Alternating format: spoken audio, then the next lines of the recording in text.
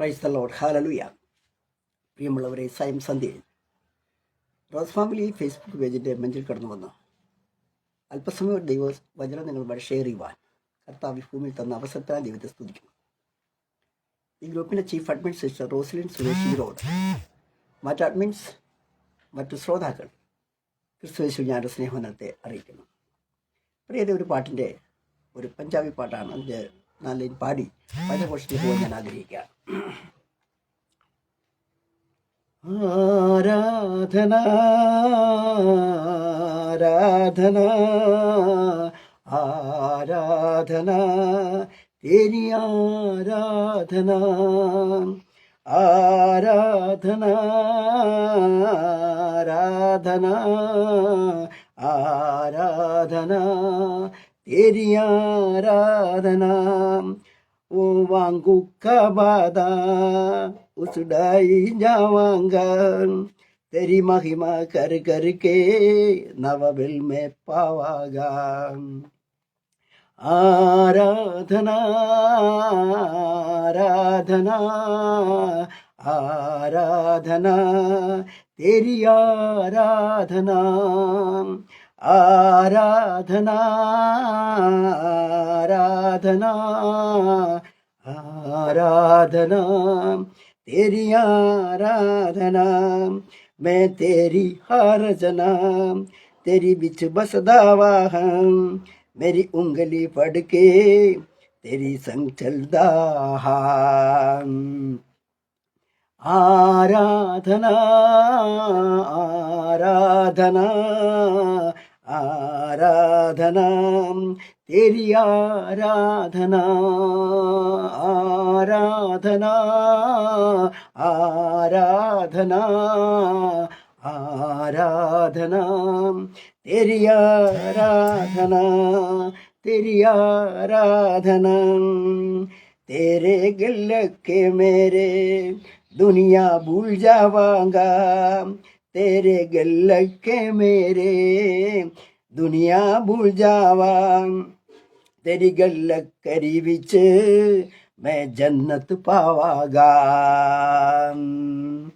आराधना आराधना आराधना तेरी आराधना आराधना आराधना आराधना तेरी आराधना.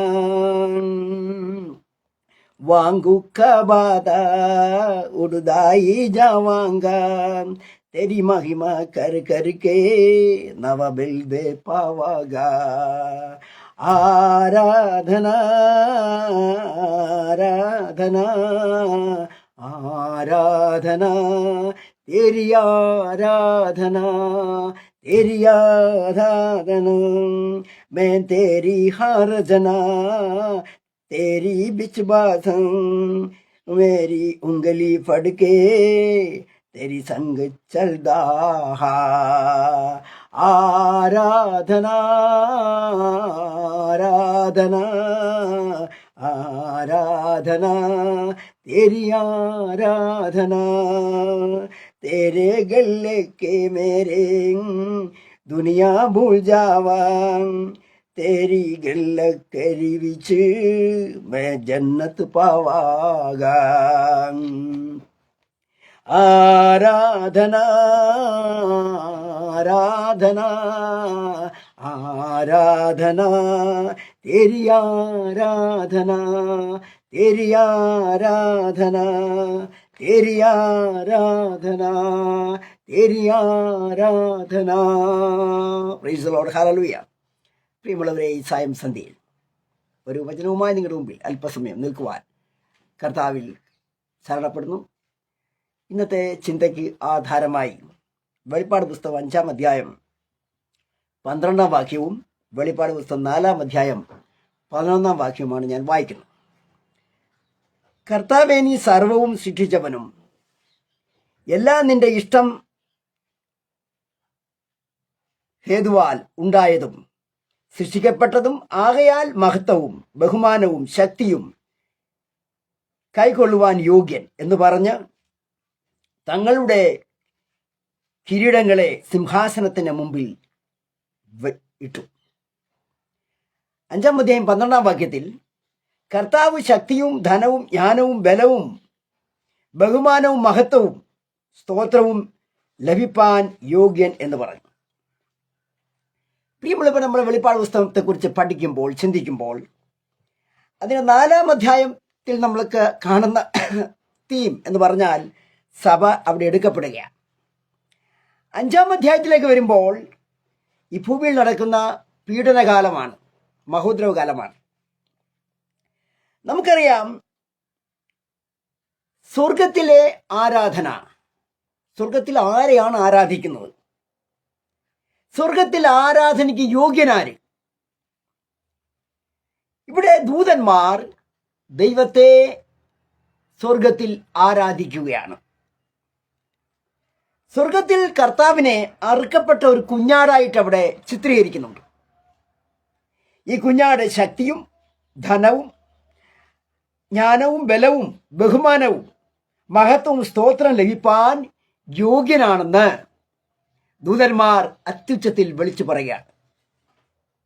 He is worthy to be worship. അവൻ സ്തുതിക്ക് യോഗ്യനാണെന്ന് ദൂതന്മാർ ഉച്ചസ്ഥരം പ്രസ്താവിക്കുകയാണ്, അവർ ആരാധിക്കുകയാണ്. നമുക്കറിയാം, വെളിപ്പാട് പുസ്തകത്തെ ബൈബിളിൻ്റെ റൂഫ് അല്ലെങ്കിൽ മേൽക്കൂര എന്നാണ് വിവക്ഷിക്കപ്പെടുന്നത്. ഇവിടെ നമ്മൾ കാണുന്നത് അതെ, വിശുദ്ധ വേദപുസ്തകത്തെ സ്കാഫോൾഡ് അതിനെ 5ആയിട്ടാണ് ഡിവൈഡ് ചെയ്തിരിക്കുന്നത്. 1 preparation, 2 manifestation, 3 propagation, 4 expression, 5 consummation. ഇങ്ങനെ 5 വിഭാഗങ്ങളായി വിഭജിച്ച് ഡിവൈഡ് ചെയ്താണ് ആ ബൈബിൾ എഴുതിയിരിക്കുന്നത്. ഇവിടെ നമുക്കറിയാം, വെളിപ്പാട് പുസ്തകത്തിൽ യോഹന്നാൻ കാണുന്ന ദർശനത്തിൽ യേശു ആരാണ്? നമുക്കറിയാം, യേശുവിൻ്റെ യഥാർത്ഥ രൂപം നാം വെളിപ്പാട് പുസ്തകത്തിൽ കാണുകയാണ്. പഴയ നിയമത്തിൽ നേരിട്ടല്ലെങ്കിലും പുതിയ നിയമത്തിൽ പല എഴുത്തുകാരാൽ യേശുവിനെ വർണ്ണിക്കുന്നുണ്ട്. എന്നാൽ യേശുവിൻ്റെ യഥാർത്ഥ ഒരു പിക്ചർ, ഒരു രൂപം, ഒരു ചിത്രം നമ്മൾ വെളിപ്പാട് പുസ്തകത്തിൽ നമുക്ക് കാണാൻ കഴിയുന്നുണ്ട്.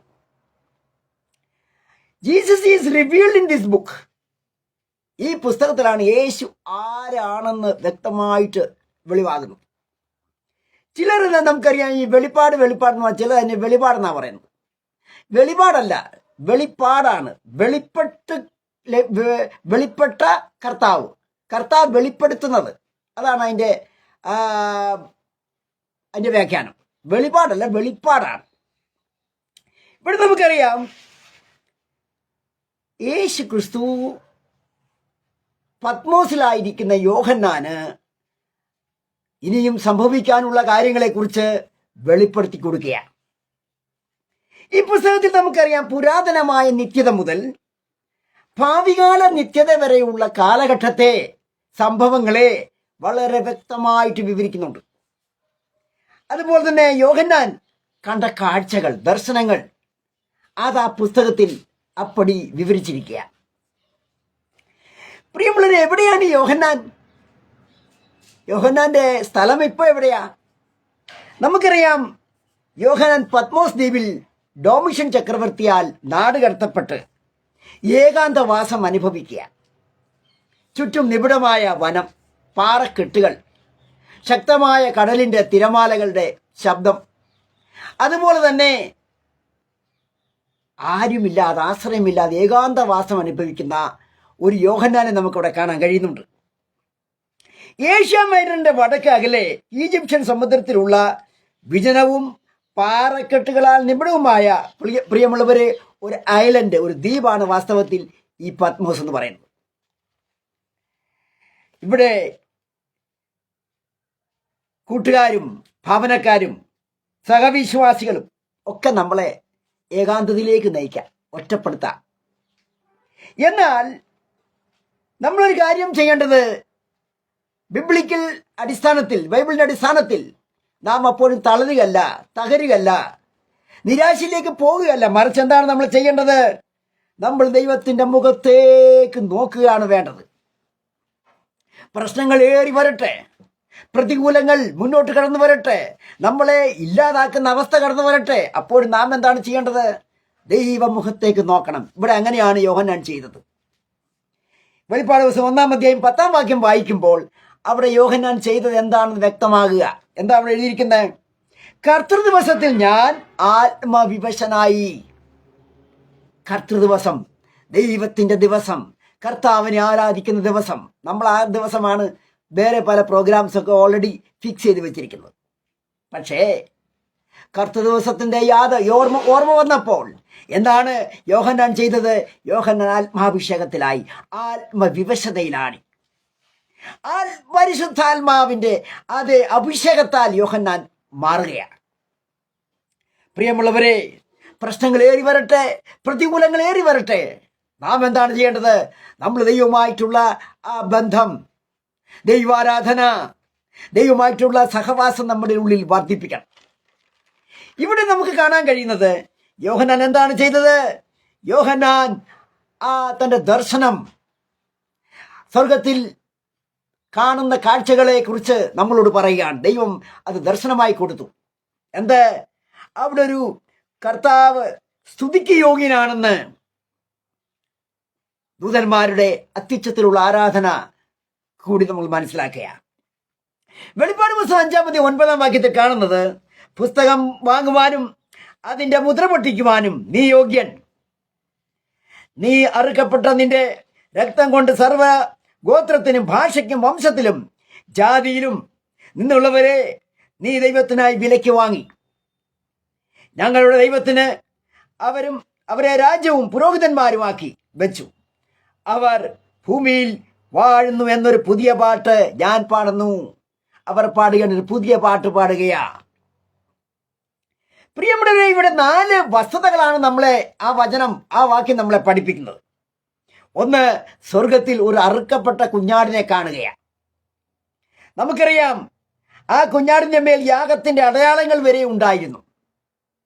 ഇത് യോഹന്നാൻ കണ്ട ദർശനമാ, കാഴ്ചയാ. 6-ാം അധ്യായത്തിൽ ആരംഭിക്കുന്ന വരാനിരിക്കുന്ന ന്യായവിധി കുഞ്ഞാട് ആണ് പ്രിയമുള്ളവരെ നിർദ്ദേശിക്കുകയും നിയന്ത്രിക്കുകയും ചെയ്യുന്നത്. ഇവിടെ ന്യായവിധിയിൽ നിന്ന് രക്ഷപ്പെടുവാൻ നമുക്കറിയാം ഒരു അവസരം കൂടെ വാഗ്ദാനം ചെയ്യുന്നുണ്ട്. എന്നാൽ ഈ വാഗ്ദാനം നിരസിക്കുന്നവർക്ക്, ഈ ലോകത്തിലുള്ളവർക്ക് ന്യായവിധി ഉണ്ടാകും. കർത്താവിനോടുകൂടി എടുക്കപ്പെടാത്തവർക്ക് ന്യായവിധി ഉണ്ടാകുമെന്ന്. അവർക്ക് ഈ ലോകത്തിൻ്റെ അഭിലാഷങ്ങൾക്കും ലോകത്തിൻ്റെ താടിമൊടികൾക്കും അവർക്ക് അതിൽ ലയിച്ച് ജീവിക്കാം. ഇവിടെ നമുക്ക് കാണാൻ കഴിയുന്നത്, കുഞ്ഞാടിനെ കാണുന്ന ആ കുഞ്ഞാട് കൊല്ലപ്പെട്ടതുപോലെ എന്നതിൻ്റെ അർത്ഥം യേശുവിൻ്റെ കാൽവരി ബലി ഇപ്പോഴും പുതുമയുള്ളതാണ്. അത് പുതിയ പാട്ടാണ്. ഇത് 2000 കൊല്ലം മുമ്പ് സംഭവിച്ചെങ്കിലും പ്രിയമുള്ളവരെ, ഇന്നലെ സംഭവിച്ചതുപോലെ എന്താണ് കാണുന്നത്? കുഞ്ഞാട് ഇന്നലെ കൊല്ലപ്പെട്ട ഒരു കുഞ്ഞാടിനെയാണ് അവിടെ കാണുന്നത്. ആ ഇന്നലെ കൊല്ലപ്പെട്ട കുഞ്ഞാടെന്ന് പറഞ്ഞാൽ യേശു, പ്രിയമുള്ളവരെ, ഇപ്പോഴും അത് പുതുമയുള്ളതാണ്. അത് 2000 വർഷം പഴക്കമുള്ള സംഭവം അല്ലെന്നർത്ഥം. നമുക്കറിയാം, ഇപ്പോഴും അത് പുതുമയുള്ളതായിട്ട് അവിടെ കാണുന്നത്. ഇപ്പോഴേ കണ്ട് അറുക്കപ്പെട്ട ഒരു കുഞ്ഞാടിനെ അവിടെ കാണുന്നത്. ഇന്നലെ അത് കുറെ പഴക്കമുള്ള കുഞ്ഞാടിനെയല്ല അവിടെ കാണുന്നത്. നമുക്കറിയാം, ഏദനിൽ പാപം ചെയ്ത മനുഷ്യൻ ദൈവിക തേജസ് നഷ്ടപ്പെടുത്തി. നമ്മൾ അറിയാതെയും പാപത്തിലേക്ക് വഴുതി വീഴുമ്പോൾ എന്താണ് സംഭവിക്കുന്നത്? ദൈവം നൽകിയിരിക്കുന്ന ആ തേജസ് നഷ്ടപ്പെടും. തേജസ്സിന്റെ വസ്ത്രം അത് ഇല്ലാതാകും, റിമൂവ് ചെയ്യപ്പെടും. എന്നാൽ നമുക്കറിയാം, ദൈവം അവന് ആ സ്ഥാനത്ത് ഒരു കുഞ്ഞാടിന്റെ തോൽ ദൈവം അവർക്ക് വസ്ത്രമായി കൊടുക്കുകയാണ്. പ്രിയമുള്ളവര്, കുഞ്ഞാടിനെ ഇവിടെ മാറ്റി നിർത്തിയില്ല. ദൈവം അവന് വേണ്ടി ഒരു കുഞ്ഞാടിനെ തയ്യാറാക്കി വെച്ചിരിക്കുക. നമുക്കറിയാം, ദൈവം ആഗ്രഹിച്ചത് ലോകസ്ഥാപനം മുതൽ മനുഷ്യ ദൈവത്തെ ആരാധിക്കണമെന്നുള്ളതാണ്. അതാണ് ദൈവത്തിൻ്റെ ഡ്രീം, ദൈവത്തിൻ്റെ പർപ്പസ്, ദൈവത്തിൻ്റെ സ്വപ്നം. നാം എപ്പോഴും ദൈവത്തെ ആരാധിച്ചു കൊണ്ടിരിക്കണം. പക്ഷേ ആരാധിക്കേണ്ട മനുഷ്യൻ എന്തെടുത്തു? കൽപ്പനാലംഘനം ചെയ്തു. അവൻ പാപം ചെയ്തു, അവൻ ദൈവതേജസ് നഷ്ടപ്പെടുത്തി, അവൻ ദൈവം കൽപ്പിച്ച തോട്ടത്തിന് വെളിയിലായി. പ്രിയമുള്ള വെളിപ്പാട് പുസ്തകം 3-ാം അധ്യായത്തിൽ കാണുന്നത് സഭയുടെ ചരിത്രം അവിടെ തീരുകയാണ്. എന്നാൽ 4-ാം അധ്യായത്തിൽ സഭ ഉയർക്കപ്പെടുകയാണ്. അത് 4 മുതലിന്റെ വെളിപ്പാട് 4-ന്റെ 1 മുതൽ 4-ാം അധ്യായം 1 മുതൽ 4 വരെ വായിക്കുമ്പോൾ ഇവിടെ നമുക്ക് കാണുന്ന ഒരു ആഹ്വാനം കാണുകയാ. എന്ത്? ഇവിടെ കയറി വരിക, മേലാൽ സംഭവിക്കാനുള്ളത് ഞാൻ നിനക്ക് കാണിച്ചു തരാം. സ്വർഗത്തിൽ നിന്നൊരു ശബ്ദമാ കേൾക്കുന്നത്. ഇവിടെ കയറി വരുവീൻ, ഇനി ഈ ലോകത്ത് സംഭവിക്കാനുള്ള, മേലാൽ സംഭവിക്കാനുള്ള കാര്യങ്ങൾ ഞാൻ നിനക്ക് കാണിച്ചു തരാം. ദൈവം യോഹന്നാനോട് പറയുക. നമുക്കറിയാം പ്രിയമുള്ളവരെ, പലപ്പോഴും ലോകത്തിന്റെ വാതിലുകളൊക്കെ അടയും, പ്രതീക്ഷകൾ നഷ്ടപ്പെടും, പ്രതീക്ഷ വെച്ചിരിക്കുന്ന ആളുകൾ മൺമറയും, അല്ലെങ്കിൽ അവ മുഖം മറയ്ക്കും. എന്നാൽ പ്രിയമുള്ളവരെ, സാഹചര്യങ്ങൾ എത്ര പ്രതികൂലമായാലും, സാഹചര്യങ്ങൾ മാറിയാലും, എന്ത് പ്രിയമുള്ളവരെ, അടഞ്ഞ വാതിലുകളെ തുറക്കുവാൻ നമ്മുടെ ദൈവം ശക്തിയുള്ളവനാണ് നമ്മൾ മനസ്സിലാക്കണം. നമ്മൾ പലപ്പോഴും പല വിഷയങ്ങളിൽ തകർന്നു പോയിക്കൊണ്ടിരിക്കുക. എന്നാൽ ദൈവത്തിന് ആ വാതിലുകളെ തുറക്കുവാൻ കഴിയും. നമ്മൾ വിശ്വസിക്കണം. ദൈവം നമ്മളെ തള്ളുന്നവനോ ഉപേക്ഷിക്കുന്നവനോ അല്ല. നീ ആ വിഷയമായ ദൈവസേനയിൽ ഇരിക്ക്, ദൈവം നിനക്ക് മറുപടി തരും. നിന്റെ പ്രാർത്ഥന ദൈവം കേൾക്കും. അടഞ്ഞ വാതിലുകൾ തുറക്കുവാൻ ദൈവത്തിന് കഴിയും. ഇവിടെ നമുക്കറിയാം പലപ്പോഴും ബലഹീന അവസ്ഥയല്ലേ, മരിച്ച അവസ്ഥയാണ്. എന്നാൽ അതിൽ നിന്ന് ഉയർക്കുവാൻ ഒരു ഉയർത്തെഴുന്നേൽപ്പ് ദൈവം നമുക്ക് നൽകും, ഒരു ജീവൻ നമുക്ക് നൽകും. ഇന്നലെ കണ്ട അവസ്ഥയല്ല. നമ്മുടെ കണ്ണുകൾക്ക് അതേ കുളിർമ തോന്നുന്ന തരത്തിൽ ആ പ്രശ്നങ്ങളെ ഇല്ലാതാക്കി ദൈവം ഒരു പുതിയ വഴിത്താരയിലേക്ക് നമ്മളെ കൊണ്ടുപോകും. പ്രിയമുള്ളവരെ, ഇവിടെ നമുക്കറിയാം promotion come from the Lord. എവിടുന്നാണ് നമുക്ക് പ്രൊമോഷൻ വരുന്നത്? ആ ദൈവസന്നിധിയിൽ നിന്നാണ്. ഉയർച്ച വരുന്നത് ഉത്തരഗിരിയായ സിയോൻ പർവ്വതത്തിൽ നിന്നാണ്. ആ ഉയർച്ച ദൈവത്തിൽ നിന്നാണ് കടന്നു വരുന്നത്. നമുക്കറിയാം വെളിപ്പാട് 1:10 എഴുതിയിരിക്കുന്നത്, പ്രതികൂലങ്ങൾ കൂടിയപ്പോൾ, പ്രശ്നങ്ങൾ കൂടിയപ്പോൾ യോഹന്നാൻ ചെയ്തെന്താ? അവൻ ആത്മാഭിഷേകത്തിലായി. കർത്ത ദിവസത്തിൽ ഞാൻ ആത്മവിവശനായി. പ്രിയമുള്ളവരെ, അവൻ സ്വർഗത്തെ കാണുകയാ, സ്വർഗത്തെ അവൻ ദർശിക്കുക. ഒരു ദർശനം ദൈവം അവന് കൊടുക്കുക. പ്രിയമുള്ളവരെ, പ്രതികൂല നടുവിൽ, പ്രശ്നങ്ങൾ നടുവിൽ നിനക്ക് സ്വർഗീയ ദർശനങ്ങൾ കാണാൻ കഴിയുന്നുണ്ടോ? നീ എന്തെങ്കിലും ദർശനം കാണുന്നുണ്ടോ, കണ്ടിട്ടുണ്ടോ? അതാണ് ദൈവത്തിന്റെ കരുണ. ദൈവം നമ്മളെ തള്ളുന്നവനല്ല. പ്രശ്നങ്ങൾ കൂടട്ടെ, നാം ദൈവത്തിന്റെ മുഖത്തേക്ക് നോക്കുമ്പോൾ നിനക്ക് ദർശനങ്ങൾ നമുക്ക് കാണുവാൻ കഴിയണം. ദർശനങ്ങളെ കാണണം. ഇവിടെ യോഹന്നാൻ അങ്ങനെയാണ് ചെയ്തത്. എന്നാൽ യോഹന്നാൻ കണ്ടതിനെ കുറിച്ച് നമ്മൾ ചിന്തിക്കുമ്പോൾ വെളിപ്പാട് 4-ാം അധ്യായം 2-ാം വാക്യം വായിക്കുന്നത്, ഉടനെ ഞാൻ ആത്മവിവശനായി സ്വർഗത്തിൽ ഒരു സിംഹാസനം വെച്ചിരിക്കുന്നതും സിംഹാസനത്തിൽ ഒരുവനിരിക്കുന്നതും കണ്ടു. എത്ര സിംഹാസനമുണ്ട് സ്വർഗത്തിൽ? ഒരു സിംഹാസനം. എത്ര പേരാ അവിടെ ഇരിക്കുന്നേ? Only 1 person. സ്വർഗത്തിൽ ഒരു സിംഹാസനം വെച്ചിരിക്കുന്നതും സിംഹാസനത്തിൽ ഒരുവനിരിക്കുന്നതും ഞാൻ കണ്ടു. ആരെ കണ്ടു? ദർശനത്തിൽ കൂടി, വെളിപ്പാടിൽ കൂടി യോഹന്നാൻ കാണുകയാണ്. ഇരിക്കുന്നവൻ കാഴ്ചയ്ക്ക് സൂര്യകാന്തത്തോടും പത്മരാഗത്തോടും സദൃശൻ.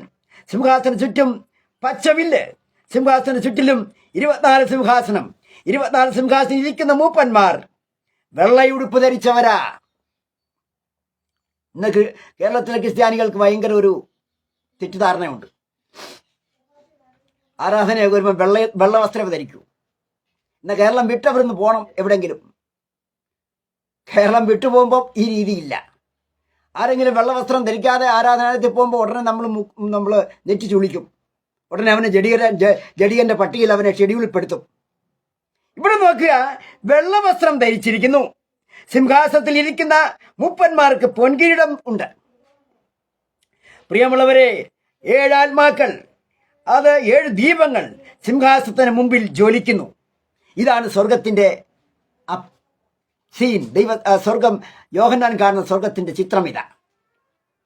വെളിപ്പാട് 3:21 ഒരു മർമ്മപ്രധാനമായ ഒരു വാക്യം കൊടുത്തിട്ടുണ്ട്. എന്താണെന്നറിയാമോ? ജയിക്കുന്നവന് ഞാൻ എന്നോട് കൂടെ എന്റെ സിംഹാസനത്തിൽ ഇരിപ്പാൻ ഇടം നൽകും. ഞാനും ജയിച്ചെന്റെ പിതാവിനോട് കൂടെ അവന്റെ സിംഹാസനത്തിൽ ഇരുന്നതുപോലെ തന്നെ. പ്രിയമുള്ളവരെ, പിതാവിന്റെ സിംഹാസനത്തിൽ അവനോട് കൂടെ ഇരിക്കുന്ന ഒരു കർത്താവിനെയാണ് പ്രിയമുള്ളവരെ യോഹന്നാൻ ദർശിക്കുന്നത്. പലരും തെറ്റിദ്ധാരണ വെച്ച് പുലർത്തുന്നവരാ. ശരിക്കും നമ്മൾ ബൈബിളിനെ അനലൈസ് ചെയ്യുമ്പോൾ നമുക്ക് സത്യങ്ങൾ, റിയാലിറ്റി മനസ്സിലാകും. ഇവിടെ എന്താ കാണുന്നത്? പിതാവിന്റെ സിംഹാസനത്തിൽ അവനോട് കൂടി ഇരിക്കുന്ന ഒരു കർത്താവിനെ. നമുക്കറിയാം, ഒരു സിംഹാസനം, അതിൽ ഒരുവനാണ് ഇരിക്കുന്നത്. കർത്താവാണ് പ്രിയമുള്ളവരെ ആ സിംഹാസനം ഇരിക്കുന്നതെന്ന് പറയുവാൻ എനിക്ക് അതിയായ സന്തോഷമുണ്ട്. അതിനുള്ള എൻ്റെ തെളിവും വാക്യങ്ങളുമുണ്ട്. നമുക്കറിയാം, ദൈവം ഇവിടെ ഒരിക്കലും ആട്ടിൻകുട്ടി ഇസഹാക്കിനെ മോറിയാമലയിൽ യാഗം കഴിക്കുമ്പോൾ ദൈവത്തിന് മനസ്സിലായ അബ്രഹാം മകനെ വെട്ടി മുറിക്കും. അവൻ വാളെടുത്തു. അപ്പോൾ എന്ത്? അബ്രഹാമേ നീ ബാലന്റെ മേൽ കൈവെക്കരുതെന്ന് പറയുന്ന സ്വർഗത്തിൽ നിന്നൊരു അശരീരി എന്തെടുത്തു? ആ ബാലന്റെ പകരമായി പുറകോട്ട് നോക്കിയപ്പോൾ ഒരു ആട്ടിൻകുട്ടിയെ കാണുകയാണ്. പ്രിയമുള്ളവരെ, ആ യാഗം അവിടെ തീരുകയാ. ആ യാഗം ആട്ടിൻകുട്ടി യാഗം കഴിക്കുക. നമുക്കറിയാം, ആ കാൽവരി കുരിശിൽ കർത്താവ് യാഗം കഴിക്കപ്പെട്ടതും ആ മോറിയ മലയിൽ തന്നെയാണ്. ആ ലൊക്കേഷനാണ് നമ്മൾ മനസ്സിലാക്കണം. ആ മല തന്നെയാണ്. അതാണ് അറുക്കപ്പെട്ട ഒരു കുഞ്ഞാട്. അബ്രഹാമിന്റെ വിശ്വാസം കണ്ട് ദൈവം എന്തെടുത്തു? അവന് വേണ്ടി ഒരു കുഞ്ഞാടിനെ ഒരുക്കി കൊടുത്തു. നമുക്കറിയാം, ജോസഫ് മറ്റൊരു ക്യാരക്ടറാ. ജോസഫിനെ കുറിച്ച് പഠിക്കുമ്പോൾ പ്രിയമുള്ളവരെ, സഹോദരന്മാർ തള്ളിക്കളഞ്ഞവനാ. നമുക്കറിയാം, അവനെ ഒരിക്കൽ സഹോദരന്മാരെല്ലാം കൂടെ ഒന്നിച്ചുകൂടി അവനെ കൊന്നിട്ട് ഒരു ആട്ടിൻകുട്ടിയുടെ രക്തത്തിൽ അവന്റെ വസ്ത്രം മുക്കി പിതാവിനെ കൊണ്ട് കാണിച്ചു. അപ്പാ നോയിക്കേ, നിന്റെ ഏറ്റവും പ്രിയപ്പെട്ട മകൻ കൊല്ലപ്പെട്ടു. ഞങ്ങളിത് തെളിവിനായി ഞങ്ങൾ ഈ വസ്ത്രം കൊണ്ടുവന്നിരിക്കുക, രക്തത്തിൽ മുങ്ങിയതാ. പ്രിയമുള്ളവരെ, ജോസഫിന്റെ പ്രശ്നങ്ങൾ, ജോസഫിന്റെ പരീക്ഷണങ്ങൾ, ജീവിതത്തിന്റെ മുഴുവൻ പ്രശ്നങ്ങളാൽ അതെ കുഴഞ്ഞു മറിഞ്ഞ ഒരു വ്യക്തിയായിരുന്നു ജോസഫ്. എന്നാൽ കാരണം എന്തെന്നറിയാമോ? ജോസഫിന്റെ തെറ്റെന്താ? ജോസഫ് എങ്ങും പോയി മോഷിച്ചൊന്നുമല്ല. ജോസഫിന്റെ പ്രശ്നം, ജോസഫ് നന്നായി ചെറുപ്പത്തിലെ ദൈവിക ദർശനം പ്രാപിച്ചനായിരുന്നു. ആദ്യമേ 2 സ്വപ്നം കണ്ടു. ഒരു സ്വപ്നം എന്ന് പറയുന്നത്, പ്രിയമുള്ളവരെ, അവര് ഇവിടെ തൻ്റെ സഹോദരന്മാരുടെ കറ്റകൾ തൻ്റെ കറ്റയുടെ മുമ്പിൽ എഴുന്നേറ്റ് നിന്ന് നമസ്കരിക്കുക. മറ്റൊരു പ്രശ്നം, മറ്റു കറ്റകൾ നമസ്കരിക്കുന്നു. അതുപോലെ രണ്ടാമത്തെ സ്വപ്നം, സൂര്യനും ചന്ദ്രനും 10 നക്ഷത്രങ്ങളും പ്രിയമുള്ളവരെ ജോസഫിനെ നമസ്കരിക്കുക. സഭയിലും ഗ്രൂപ്പിലും ദേശത്തും രാജ്യത്തും ലോകത്തും ഒക്കെ ഈ പ്രശ്നങ്ങളുണ്ട്. ആർക്കെങ്കിലും അല്പം കൃപയുണ്ടെങ്കിലുണ്ട്, പിന്നെ അവനെ കണ്ടുകൂടാ. നീ എന്തിനാ അസൂയപ്പെടണം? നീ എന്തിന് നീരസപ്പെടണം? നീ ദൈവസന്നിധിയിൽ നിന്ന് പ്രാപിക്ക്. ദൈവം നിനക്കും തരുന്ന, ആർക്കും ദൈവം അന്യായം കാണിക്കുന്നൊന്നുമല്ല. ഇവിടെ ജോസഫിന് ഉണ്ടായ ദർശനം മൂലം, സ്വപ്നം മൂലം, കാഴ്ചപ്പാട് മൂലം എന്ത്? സഹോദരങ്ങൾ ജോസഫിനെ വെറുക്കാൻ തുടങ്ങി. അവനെ കൊല്ലാൻ തന്നെ പ്ലാൻ ചെയ്തു. ഒരു ദിവസം അപ്പൻ പറഞ്ഞു, മോനെ ജോസഫെ, നീ ഇനി വന്നേ. നിന്റെ സഹോദരങ്ങൾ പോയിട്ട് കുറച്ച് ദിവസങ്ങളായി. എനിക്ക് അവരെക്കുറിച്ചൊരു അറിവുമില്ല. അന്ന് ഈ ഫോണൊന്നുമില്ല. എന്ത് സംഭവിച്ചു? യോസഫിന്റെ കയ്യിൽ ടിഫിൻ എല്ലാം കൊടുത്ത് വിട്ടു. യോസഫ് കുഞ്ഞുപാലനാ. യോസഫ് നടന്ന് അവിടെ ചെന്നപ്പോൾ സഹോദരന്മാർ ദൂരത്തുനിന്ന് കണ്ടു. നോക്കടാ, നമ്മുടെ സ്വപ്നക്കാരൻ വരുന്നു. എന്താണ് സംഭവിച്ചത്? ആ യോസഫിനെ ആദ്യം അവർ ഭക്ഷണമൊക്കെ കഴിച്ചു. അതാവശ്യമാണ്. ഭക്ഷണമെല്ലാം കഴിച്ചു കഴിഞ്ഞ് അവരെന്തോ എടുത്ത് ഒരു പൊട്ടക്കിണർ കണ്ടു. ആ കുഴിയിൽ അവനെ തള്ളിയിടുകയാണ്. പ്രിയമുള്ളവരെ, സഹോദരന്മാർ ചെയ്ത ക്രൂരത, സഹോദരന്മാരുടെ തിങ്കിങ് ആണ് നമ്മൾ ചിന്തിക്കേണ്ടത്. കാരണം എന്താ? ആ ചെറുബാലന് ഒരു ദർശനമുണ്ടായിരുന്നു. തീർന്നില്ല. നിത്യാനെ കച്ചവടക്കാർ വന്നു. അവനെ അവിടുന്ന് പിടിച്ച് അവർക്ക് വിറ്റു. അങ്ങനെ പോയ കൂട്ടത്തിൽ അവൻ പൊത്തിപ്പേറിന്റെ ഭവനത്തിലായി. പ്രിയമുള്ളവരെ, പൊത്തിപ്പേരുടെ ഭവനവും സ്വസ്ഥത കൊടുത്തില്ല. ഇന്ന് പല പേര് കേട്ട കേരളത്തിൽ പ്രശസ്തിയുള്ള പലരും ചെറിയ ചെറിയ പീഡന കേസിലൊക്കെ പ്രതിയായിക്കൊണ്ടിരിക്കും, ജയിലിലൊക്കെ ആക്കുക.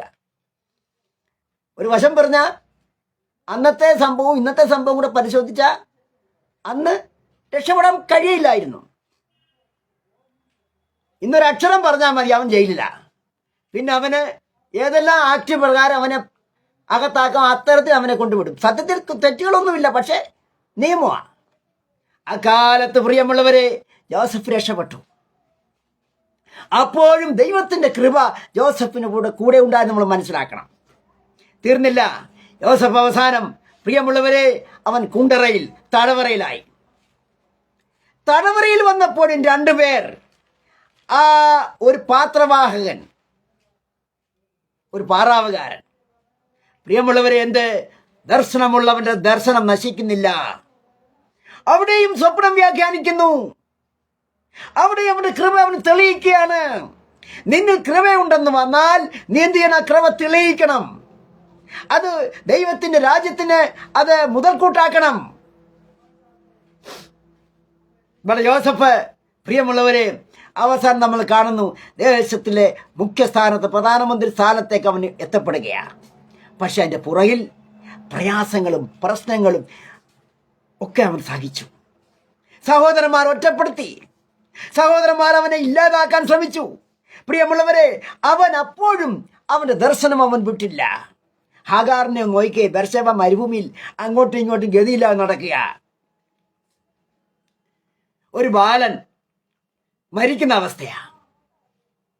എന്താണ് സംഭവിച്ചത്? അവൾ കരയുന്നു, കുഞ്ഞും കരയുക, പൈതലും കരയുക. എന്നാൽ ദൈവം അവിടെ അവൾക്ക് വേണ്ടി ഒരു നീരുറവ തുറന്നു കൊടുക്കുക.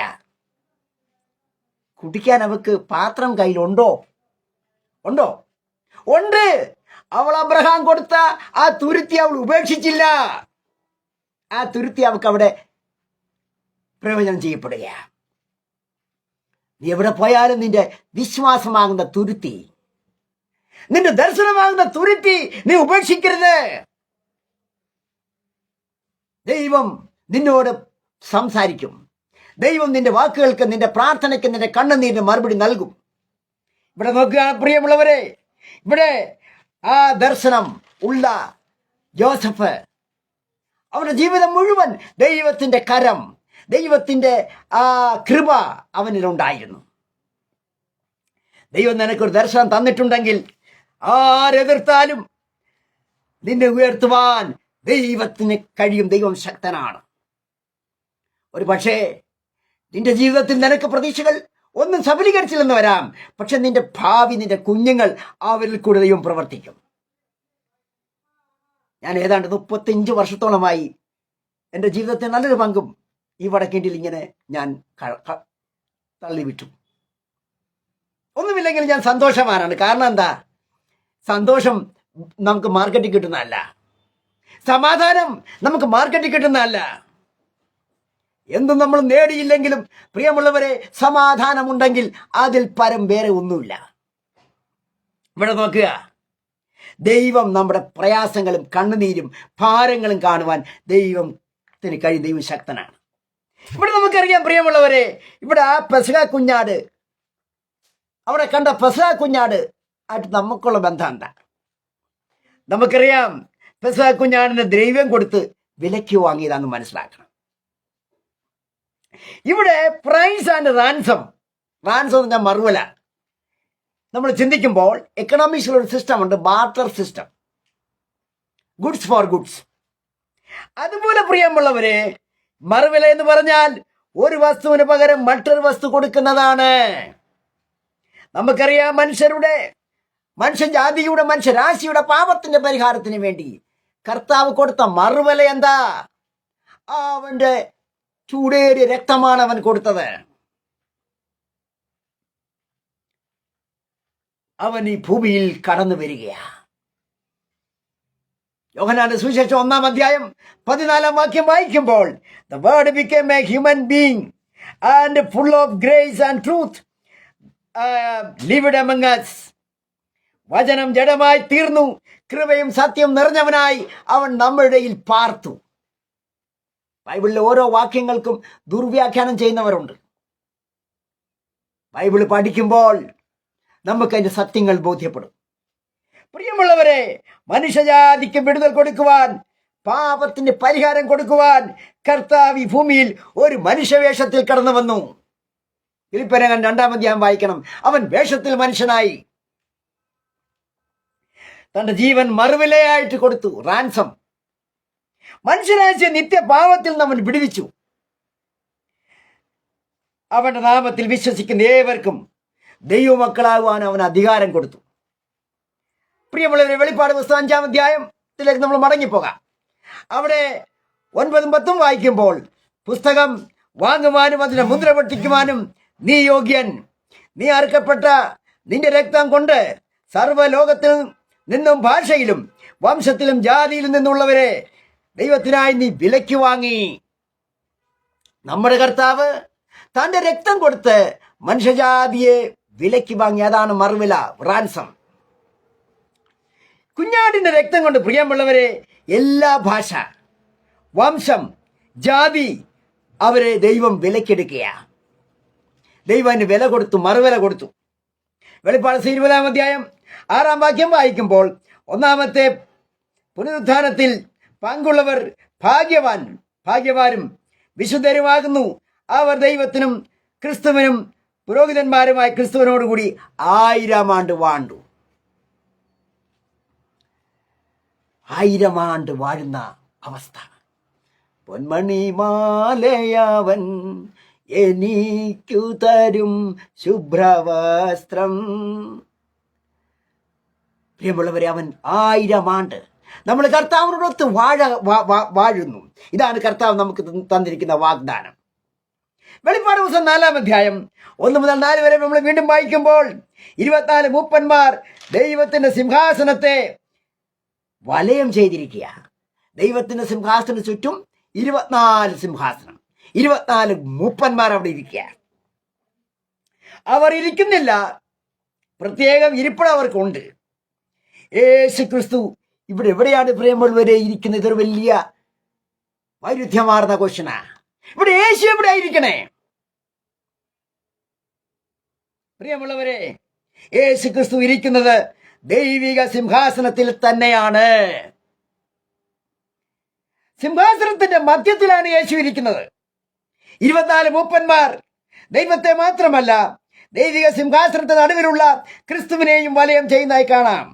24 മൂപ്പന്മാരും സ്വർഗത്തിലെ മുഴുവൻ സൈന്യവും അവർ ദൈവത്തെ ആരാധിക്കുകയാണ്. ഞാൻ മുമ്പ് പ്രസ്താവിച്ച ആ കുഞ്ഞാട്, വെളിപ്പാട് പുസ്തകം 5-ാം അധ്യായം 12-ാം വാക്യം വായിക്കുമ്പോൾ, ദൂതന്മാർ അത്യുച്ചത്തിൽ അറുക്കപ്പെട്ട കുഞ്ഞാടിന് ശക്തിയും ധനവും ജ്ഞാനവും ബലവും ബഹുമാനവും മഹത്വവും സ്തോത്രവും ലഭിപ്പാൻ യോഗ്യൻ എന്ന പരിശുദ്ധൻ എന്ന് പറഞ്ഞ ആർക്കുക, അത്യുച്ചത്തിൽ സ്തുതിക്കുക. ഇതാണ് സ്വർഗത്തിന്റെ അവസ്ഥ. നമ്മുടെ ഭൂമിയിൽ ഇന്നത്തെ അവസ്ഥ പോലൊന്നുമല്ല. സ്വർഗത്തിൽ ഇടപെടില്ലാതെ, ഒരു ഗ്യാപ്പില്ലാതെ, റെസ്റ്റ് ഇല്ലാതെ എപ്പോഴും ദൂതന്മാർ ആരാധിച്ചു കൊണ്ടിരിക്കുക. ഇവിടെ എല്ലാ സൃഷ്ടികളും യേശുവിനെ ആണ് പ്രിയമുള്ളവരെ ആരാധിക്കുന്നത്. എന്നാൽ ചിലർ പറയുന്നത് യേശു മനുഷ്യനാണ്, യേശു സൃഷ്ടിയാണെന്ന് പഠിപ്പിക്കുന്നവരുമുണ്ട്. എന്നാൽ ദൈവം ഉള്ളപ്പോൾ തന്നെ യേശുവിനെ ആരാധിക്കണമെങ്കിൽ പ്രിയമുള്ളവരെ, അത് തീർച്ചയായിട്ടും കൽപ്പനാലംഘനവും അത് ദൈവദൂഷണവും പാപവുമായില്ലേ നമ്മൾ ചിന്തിക്കേണ്ട വിഷയമാണ്. ഇവിടെ എന്താണ് സംഭവിച്ചിരിക്കുന്നത്? വചനം ജഡമായി തീർന്ന ഈ യേശു അദൃശ്യനായ ദൈവത്തിന്റെ പ്രതിമയാണ് നമ്മൾ മനസ്സിലാക്കണം. പൗലോസ് പറഞ്ഞതാ, ദൈവത്തെ കാണുവാൻ കഴിയില്ല, ദൈവത്തിനൊരു സിംഹാസനത്തിൽ ഇരിക്കാനും പറ്റില്ല. ദൈവം ആത്മാവാണ്, ഗോഡ് ഈസ് സ്പിരിറ്റ്. പ്രിയമുള്ളവരെ, ആ ദൈവം ഇവിടെ കാണുന്നത് അദൃശ്യനായ ദൈവത്തിന്റെ പ്രതിമയാണ് കർത്താവായ യേശു. ഈ യേശു പഴയ നിയമത്തിൽ നാം കാണുന്ന യഹോവയാണെന്ന് നമ്മൾ ചിന്തിക്കണം, മനസ്സിലാക്കണം. അതുപോലെ തന്നെ സ്വർഗത്തിൽ വെച്ചിരിക്കുന്ന ഒരേ ഒരു സിംഹാസനത്തിൽ ഇരിക്കുന്നത് ആത്മാവായ ദൈവം, അദൃശ്യനായ ദൈവം, അത് കർത്താവ് തന്നെയാണ് നമ്മൾ പഠിക്കണം.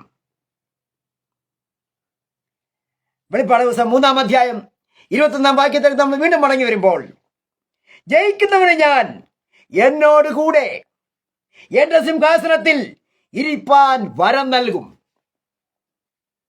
ഞാനോ ജയിച്ച് എന്റെ പിതാവിനോട് കൂടെ അവന്റെ സിംഹാസനത്തിൽ ഇരുന്നത് പോലെ. അപ്പോൾ യേശു എവിടെ ഇരിക്കുന്നത്? യേശു എവിടെ ഇരിക്കുന്നത്? പിതാവിന്റെ സിംഹാസനത്തിൽ. നോക്കുക, എന്റെ പിതാവിനോട് കൂടെ അവന്റെ സിംഹാസനത്തിൽ ഇരുന്നത് പോലെ തന്നെ സിംഹാസനത്തിൽ ഇരിക്കുന്നത് പ്രിയമുള്ളവരെ നിത്യദൈവമാണ് നമ്മൾ മനസ്സിലാക്കണം. ഇവിടെ യേശുവിന്റെ മുഖം കാണുന്ന ആരെങ്കിലും ഉണ്ടെങ്കിൽ അവർ പിതാവിനെ കാണുന്നുണ്ട്. അതാ കർത്താവ് പറഞ്ഞത്, എന്നെ കണ്ടവന്റെ പിതാവിനെ കണ്ടിരിക്കുന്നു, ഞാനും പിതാവ് ഒന്നാണെന്ന് കർത്താവ് പറഞ്ഞു. ഇവിടെ നമുക്ക് കാണാൻ കഴിയുന്ന നിത്യനായ ദൈവം എന്ന് ആ യേശുവിനെ യേശുവിന്റെ മുഖം കാണുന്നവർക്കറിയാം. സ്വർഗത്തിൽ യേശുവിന് പ്രിയമുള്ളവരെ പിതാവിന്റെ സിംഹാസനം തന്നെയാണ്. നമ്മള് തീർച്ചയായിട്ടും ദൈവസന്നിധിയിൽ വരുമ്പോൾ ആ കുഞ്ഞാട്, അറുക്കപ്പെട്ട കുഞ്ഞാട് കർത്താവാണെന്ന് നമുക്ക് ചിന്തിക്കുവാൻ കഴിയും, പഠിക്കുവാൻ കഴിയും. സ്വർഗത്ത് തുറന്നിരിക്കുന്നത് ഒരു സിംഹാസനം. ആ സിംഹാസനത്തിൽ ഒരുവൻ മാത്രമാണ് ഇരിക്കുന്നത്. പ്രിയമുള്ളവരെ, ആ കർത്താവ് നമുക്ക് ആശ്വാസവും ബലവും ശക്തിയും നമുക്ക് നൽകും. നമ്മുടെ പ്രയാസങ്ങളെ അവൻ കാണും, നമ്മുടെ കണ്ണുനീരവൻ തുടയ്ക്കും. അവന്റെ വരവേറ്റവും ആസന്നമായി കൊണ്ടിരിക്കുക.